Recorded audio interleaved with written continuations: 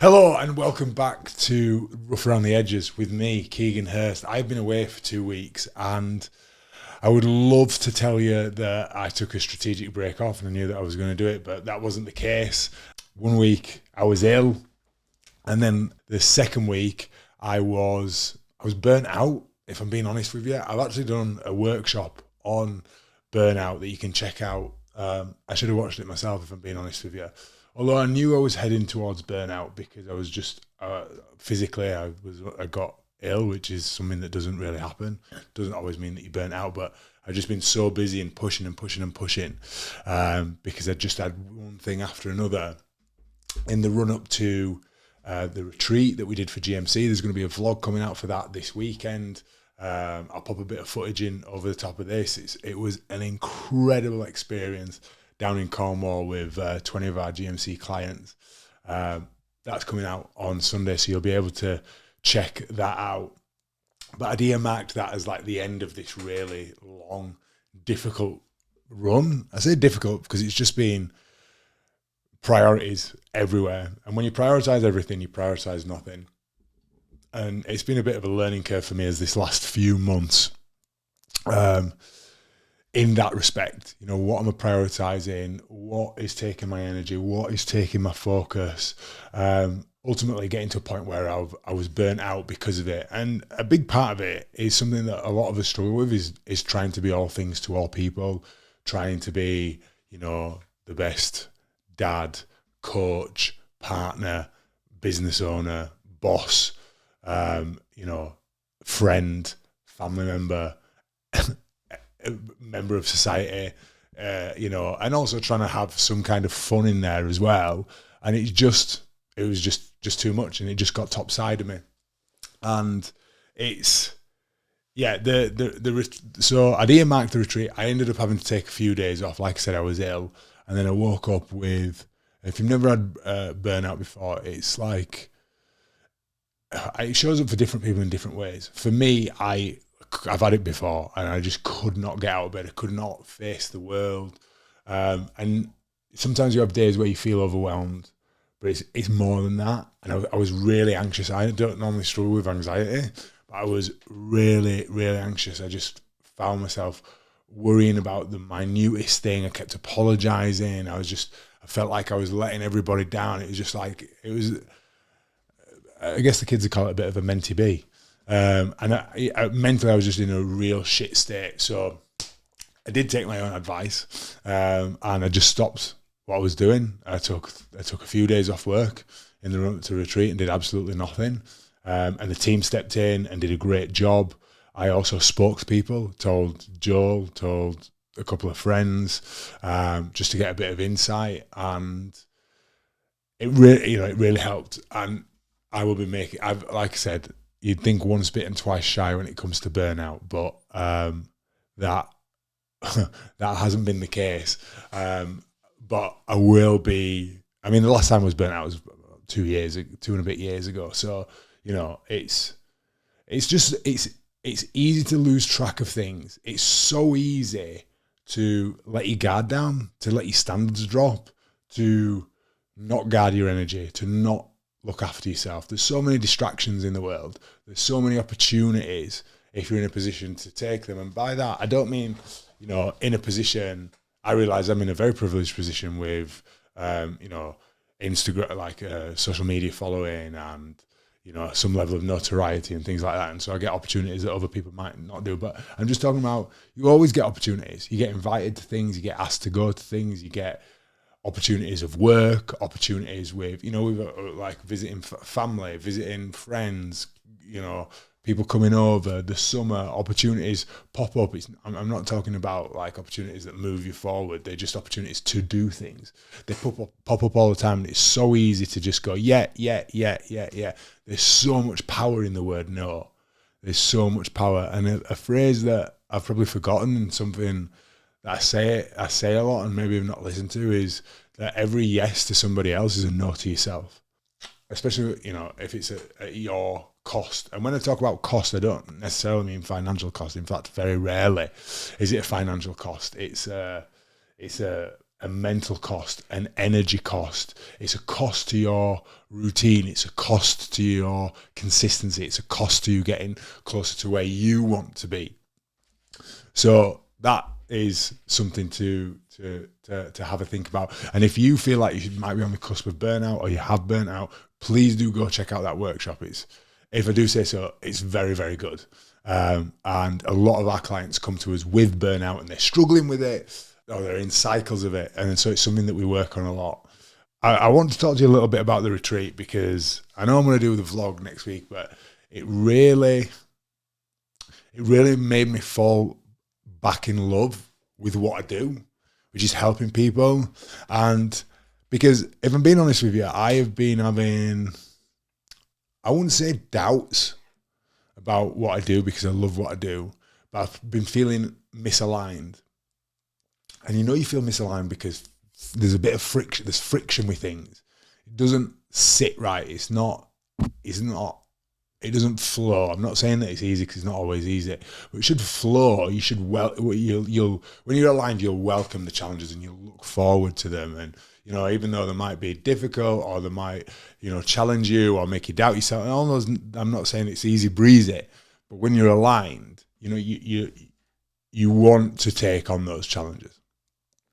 And I've been not doing that with work. I think the burnout I've been feeding into it a little bit, but what I'd realized was I am really passionate about what I do and helping people change their lives. And there are so many people out there who don't want to do that, and that is absolutely okay. There are people out there who want to, lose a few pounds, look a little bit better, just have a training program, just kind of just feel a little bit better. They want to cycle, feel a little bit better for the holiday, put the weight back on, lose a little bit before Christmas, put the weight back on. And they just want to do the same year over and over and over and over again, and just get older as they do it. And that is fine. If that is you and that's what you want to do, power to you, go ahead and do it. That is not me.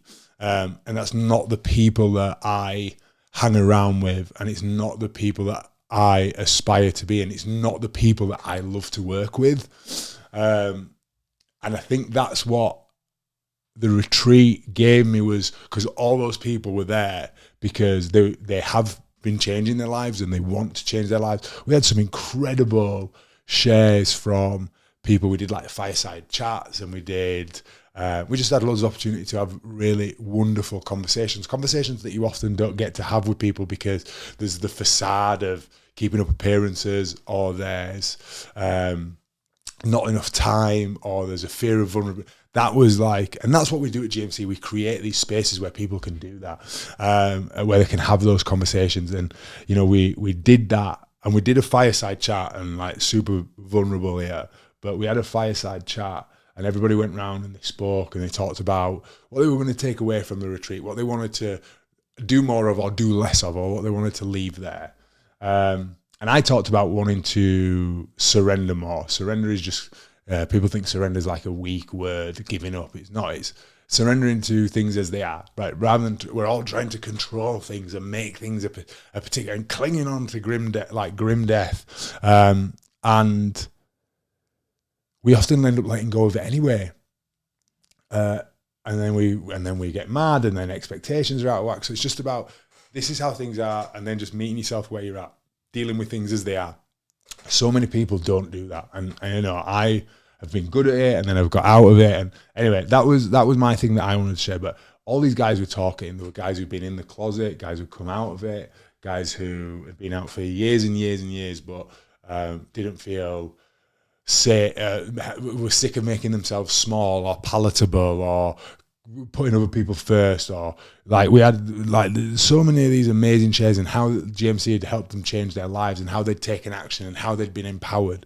And we got to the end of the circle, and I just started crying. I was just crying quietly, and someone said, what's up, Keegan? I was like, oh no, it's nothing.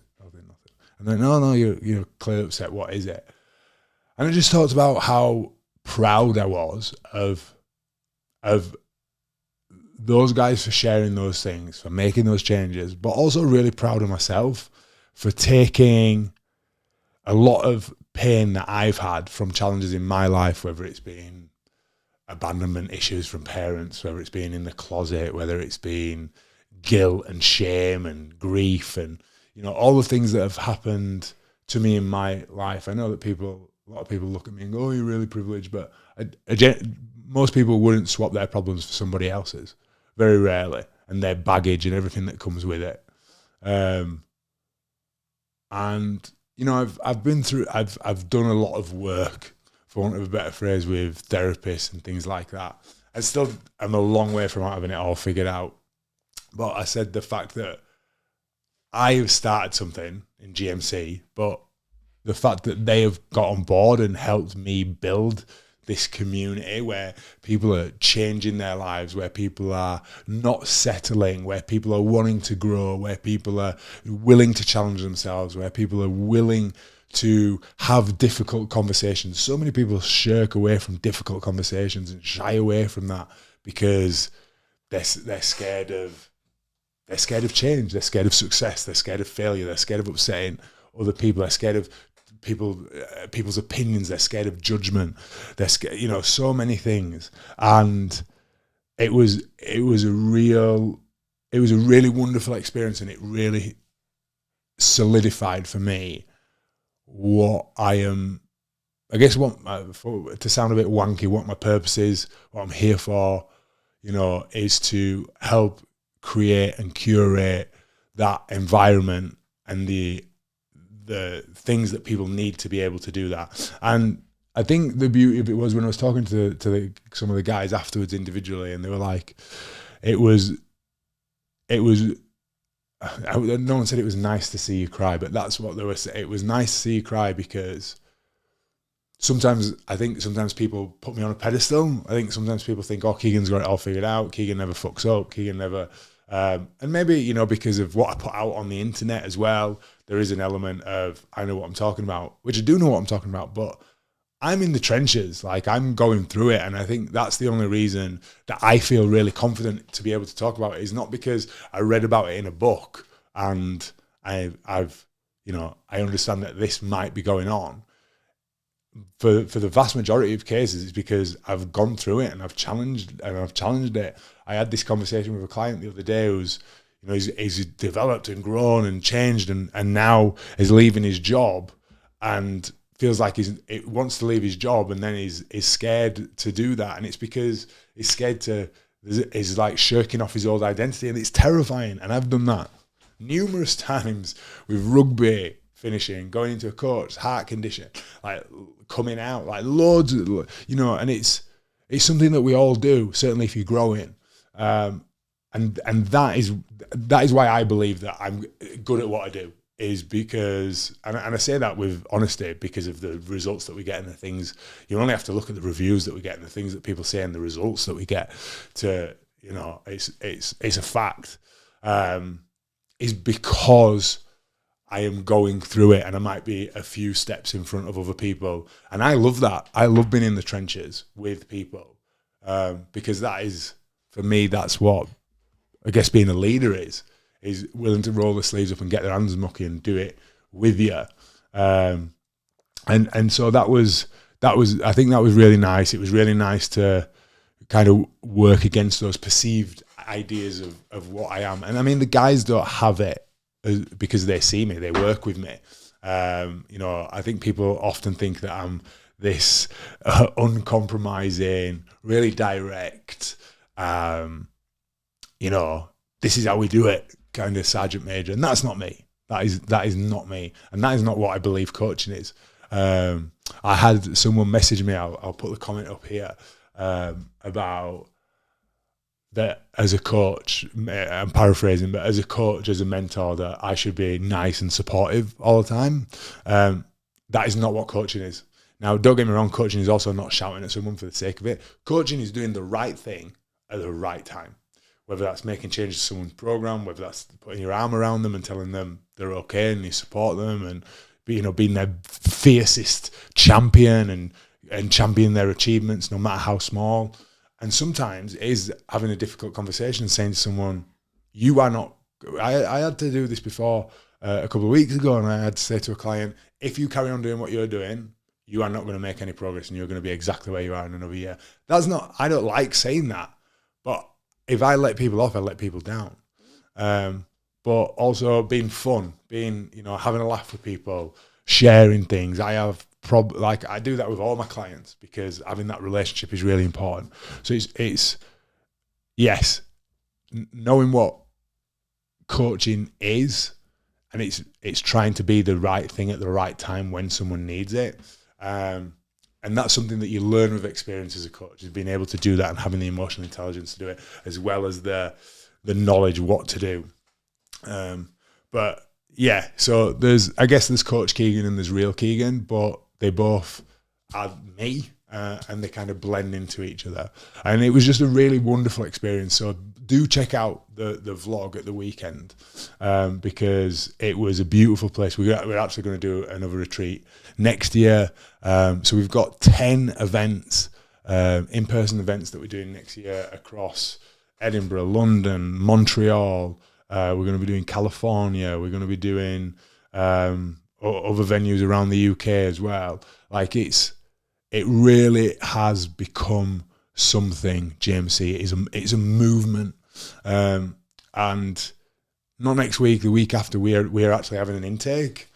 We don't do intakes very often because we focus on the clients that we've got, and we're delivering an exceptional service. So our doors don't open very often.